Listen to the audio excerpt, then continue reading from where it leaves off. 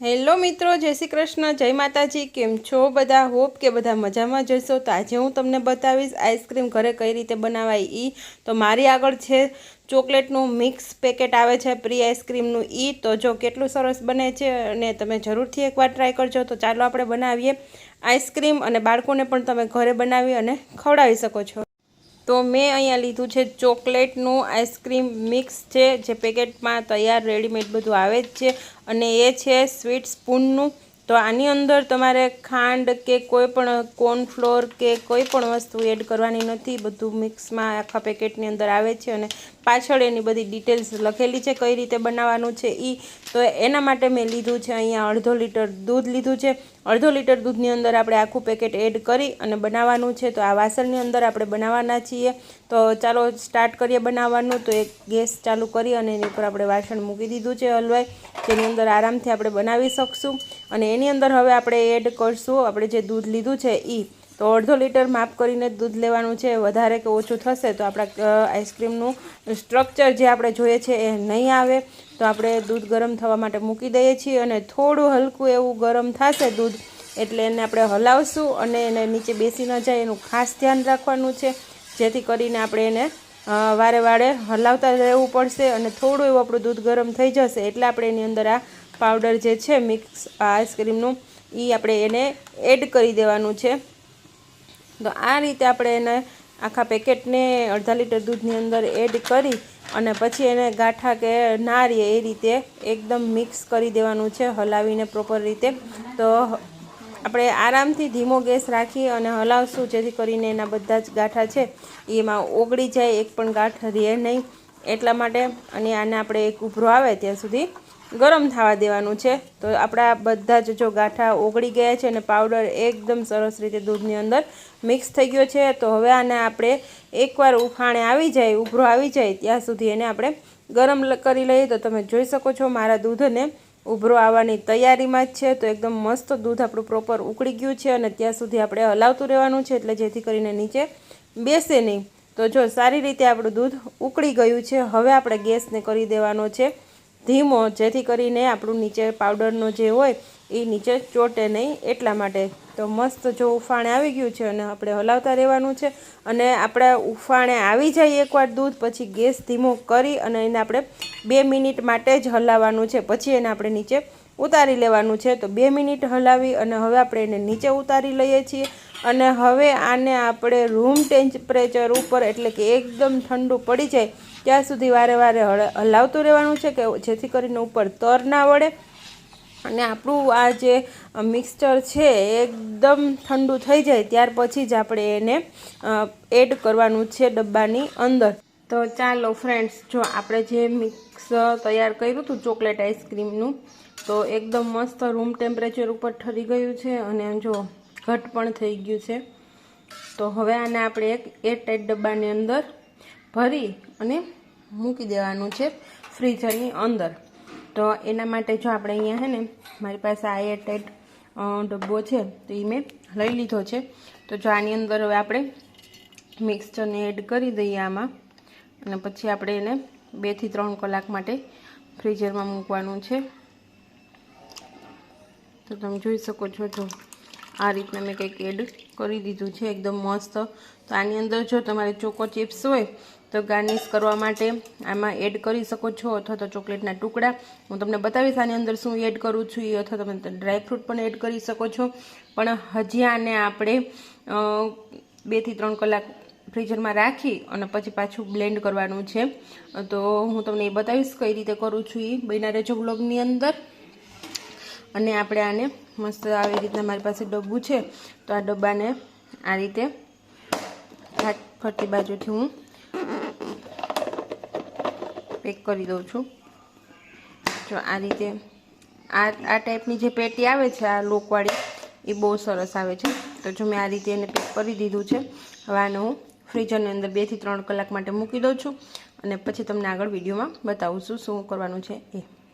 તો જો હવે આપણે આ 2 થી 3 કલાક જેવું થઈ ગયું છે, તો આને ખોલી લઈ અને આપણે આને પાછું ગ્રાઇન્ડ કરવાનું છે। તો જો કંઈક આ રીતે આપણું જામી ગયું છે। તો આને આપણે એક તપેલાની અંદર લઈ લઈ. તો મેં તપેલું લીધું છે, એની અંદર આપણે બધું જ ઠલવી લઈએ. બરાબર. તો ચાલો હવે આમાં આપણે બધું ઠલવી લીધું છે. તો હવે એમાં આપણે 2 થી 3 ચમચી જેટલી આપણે મલાઈ એડ કરીશું. તો મલાઈ આપણે એમાં એડ કરીએ, જે આપણે ઘરની હોય, આપણે દૂધમાંથી કાઢી હોય એ જ. તો આપણે 3 ચમચી જેટલું એડ કરીએ છીએ. હવે એની અંદર આપણે બીટર અથવા તો બ્લેન્ડર આપણી પાસે જે હોય એ મારવાનું છે. તો મારી આગળ બીટર છે, તો બીટરનો ઉપયોગ કરીને બીટરને મારું છું. તો કંઈક આ રીતે આપણે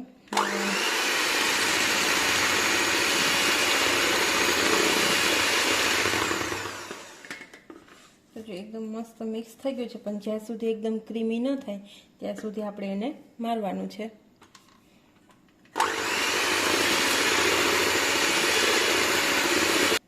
તો જો આપણે બીટર મારી દીધું છે ને એકદમ મસ્ત આપણું ક્રીમી સ્ટ્રક્ચર તૈયાર થઈ ગયું છે.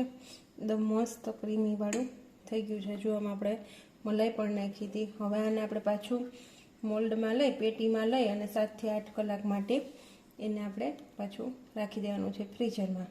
તો આને આપણે ચોકલેટથી આની ઉપર આપણે ગાર્નિશિંગ કરીશું. તો પહેલાં તો આપણે એને આ પેટી જે આપણે હતી, આ પેટી એમાં જ ભરી લઈએ. તો તમે જોઈ શકો છો એકદમ મસ્ત ક્રીમી થઈ ગયું છે, અને હવે તો એનાથી આપણે આખી પેટી ભરાઈ જશે. ડબલ થઈ ગયું છે. જુઓ, તમે જોઈ શકો છો આખી પેટી આપણી ભરાઈ ગઈ છે. બાકી આનાથી અડધી જ પેટી આપણી હતી. અત્યારે આપણે આખી પેટી ભરાઈ ગઈ છે. તો મેં અહીંયા 5 સ્ટાર ચોકલેટ લીધી છે ગાર્નિશ કરવા માટે. અને તમે જોઈ શકો છો આપણું પેટી છે એ આખી ભરાઈ ગઈ છે. અડધી જ હતી પણ આખી ભરાઈ ગઈ છે. તો એકદમ મસ્ત ક્રીમી આપણું આઈસ્ક્રીમ બનવાનું છે. તો મેં ચોકલેટના કંઈક આ રીતે ટુકડા કરી લીધા છે. હવે આમાં આ રીતે ઉપરથી ગાર્નિશ કરી દઈશ, અલગ અલગ રીતે, એમ અલગ અલગ જગ્યાએ છૂટા છૂટા. તો ચોકલેટ ફ્લેવરનું છે, તો આપણે કીટ 5 સ્ટાર નાખી છે, તો એનો સરસ એવો ટેસ્ટ આવશે આઈસ્ક્રીમની અંદર. અને હવે આને 7-8 કલાક માટે આપણે મૂકી દઈશું. એટલે ડાયરેક્ટ હવે આપણે આને સવારે જ ખોલશું. અને હજી આની અંદર તમે જો કાજુ બદામનું ગાર્નિશિંગ કરવા માગતા હોય તો તમે કાજુ બદામથી પણ ગાર્નિશ કરી શકો છો. ચોકો ચિપ્સ પણ તમે નાખી શકો છો ટેસ્ટ માટે. અને કોઈ ડૂટી ફૂટી કે એવું નાખવું હોય તો એવું પણ નાખી શકો છો. પણ મેં 5 સ્ટાર નાખી છે. તો હવે આને આપણે બંધ કરી દઈએ. અને આની ઉપર હજી આપણે એક રેપર લગાવવાનો છે. પહેલાં રેપર લગાવી લઈએ. આપણે આની ઉપર આ જે કાગળ લઈ આવી છું એ કાગળને આપણે આ રીતે ઢાંકી દેવાનો છે, જેથી આની અંદર પાણીનું પ્રમાણ ના લાગે. એકદમ મસ્ત આપણું ક્રીમી અને સોફ્ટ આઈસ્ક્રીમ તૈયાર થશે. તો આ રીતે આપણે ટાઈટ કરી દઈશું એને. અને હવે એનું ઢાંકણું આપણે બંધ કરી દઈએ આ રીતે.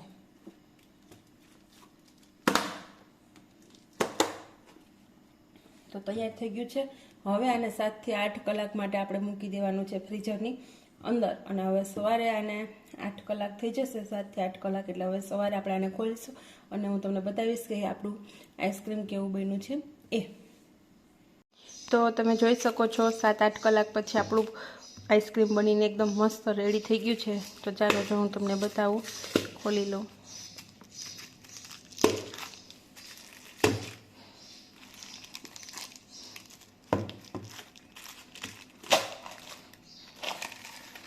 તો જો બની છે એકદમ મસ્ત. અને આ બબલ્સ ને બધું જોઈને આપણે આઈડિયા આવી જાય કે આપણો આઈસ્ક્રીમ એકદમ પરફેક્ટ બનીને રેડી છે.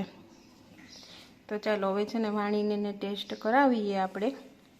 તો આની અંદરથી લઈ લઉં છું, જે હું તમને બતાવું છું. એકદમ મસ્ત સોફ્ટ અને ક્રીમી છે.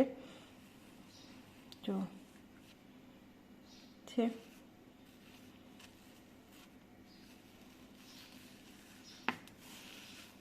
તો પછી ચોકલેટને બધું નાખ્યું હતું. જો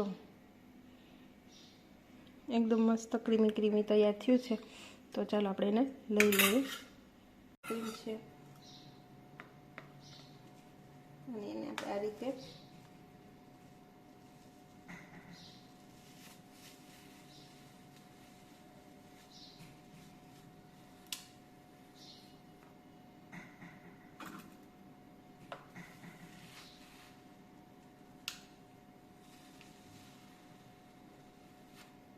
તો જો એકદમ મસ્ત નીકળીને એકદમ ક્રીમી ક્રીમી અને એકદમ સોફ્ટ થઈ ગયું છે તૈયાર.